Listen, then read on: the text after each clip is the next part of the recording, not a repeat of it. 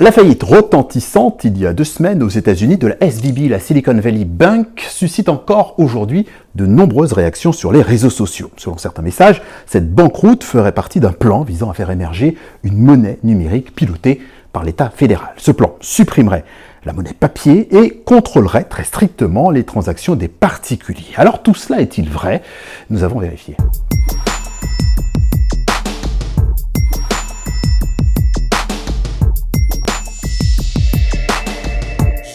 Parmi les défenseurs de cette théorie, il y a aux États-Unis Tucker Carlson, présentateur vedette sur la chaîne Fox News. Il y a quelques jours, il expliquait que la faillite de la SVB préparait l'arrivée de la monnaie numérique de la Banque centrale, contrôlée donc par l'État fédéral. Nous avons remarqué que les 4 plus grandes banques, Wells Fargo, Bank of America, JP Morgan, Chase, se portent bien.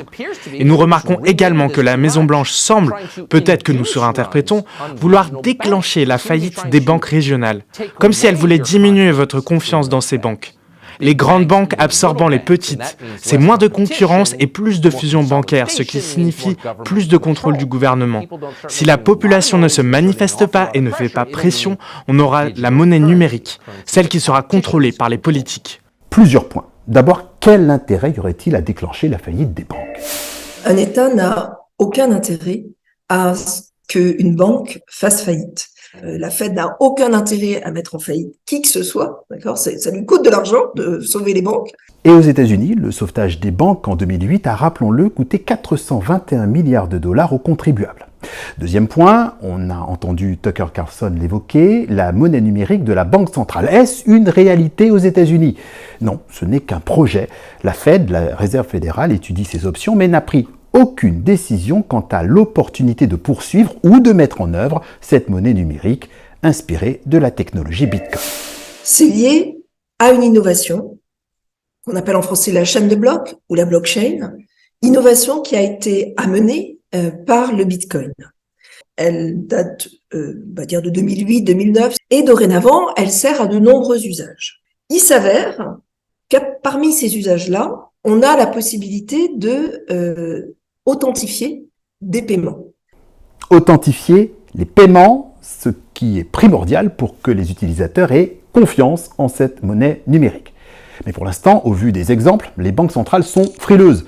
La Chine, le Venezuela, la Suède ont essayé de lancer leur monnaie numérique sans grand succès, en cause notamment la technologie de la blockchain. Il lui faut nécessairement une connexion Internet énergivore et continue, et ça, ce n'est pas toujours garanti. Du coup, la monnaie papier et les espèces plus fiables ne sont pas encore sur le point d'être remplacées.